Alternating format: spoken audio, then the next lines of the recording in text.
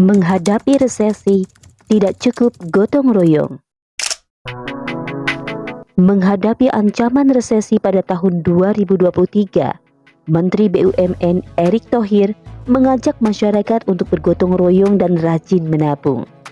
Republika.co.id mewartakan bahwa Erick Thohir mengingatkan masyarakat Indonesia untuk bergotong royong di lingkungan masing-masing. Wujudnya adalah dengan saling membantu ketika ada tetangga yang butuh pertolongan, juga dengan membeli barang dagangan tetangga. Menurut Erick Thohir, hal tersebut akan menghidupkan ekonomi di sekitar kita. Selain itu, Erick Thohir juga mendorong agar masyarakat gemar menabung sehingga bisa membeli barang yang dibutuhkan, seperti rumah misalnya.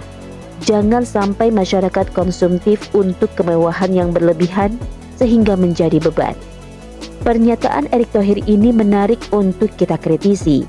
Dari sudut pandang individu, seruan untuk bergotong royong dan menabung merupakan hal baik.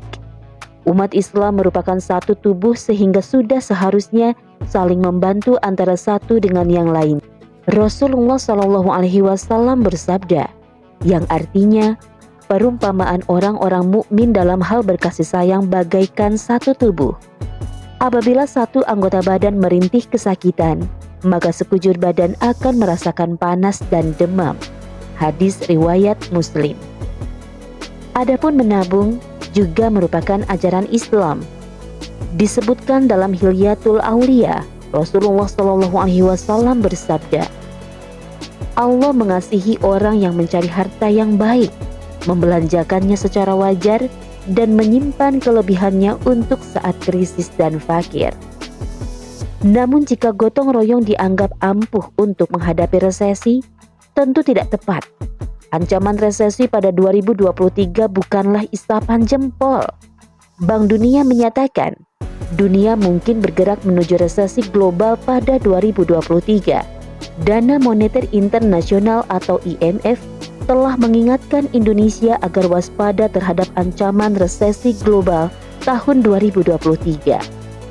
Presiden Joko Widodo juga menyampaikan proyeksi terjadinya resesi global pada 2023. Resesi di Amerika dan Eropa bisa menyebar ke Indonesia melalui beberapa jalur, yaitu jalur perdagangan dan sektor keuangan.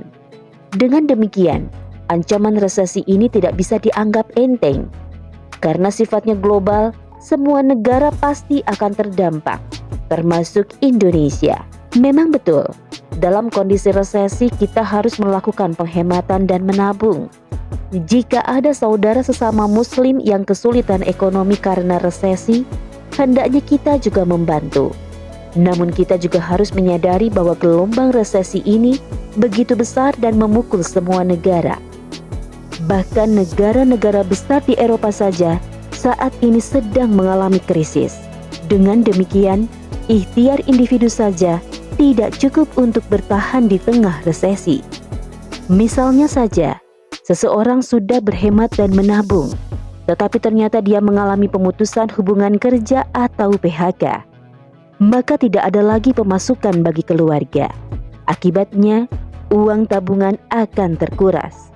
Sedangkan mencari kerja dalam kondisi resesi juga akan sangat sulit, karena industri akan mengurangi jumlah produksi.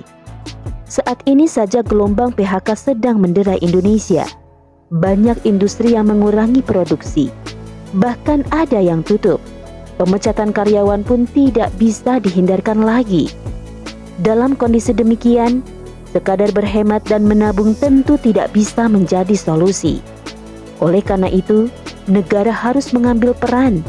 Negara tidak boleh membiarkan rakyat sendirian menghadapi resesi. Peran negara dalam menghadapi resesi global bukanlah sekadar memberikan bantuan sosial seperti uang dan sembako. Bantuan ini penting dan harus ada, tetapi tidak mencukupi, apalagi jika jumlahnya kecil, misalnya Rp300.000 per bulan. Tidak akan cukup untuk makan sekeluarga. Peran negara yang paling vital adalah mencegah terjadinya resesi, yaitu dengan mengganti sistem ekonomi kapitalisme yang merupakan penyebab resesi. Sistem kapitalisme saat ini diterapkan oleh hampir semua negara di dunia. Padahal sistem ini sangat rapuh, rawan krisis. Resesi dalam kapitalisme bersifat siklikal atau berulang permanen.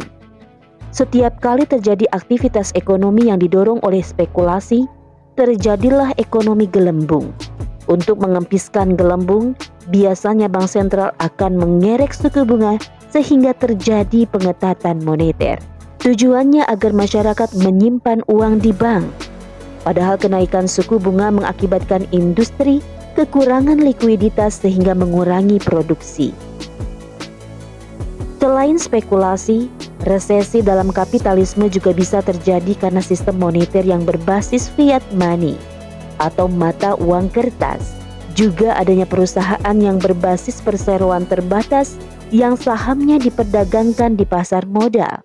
Dengan demikian, selama masih menerapkan sistem kapitalisme, Indonesia akan terus didera resesi berulang.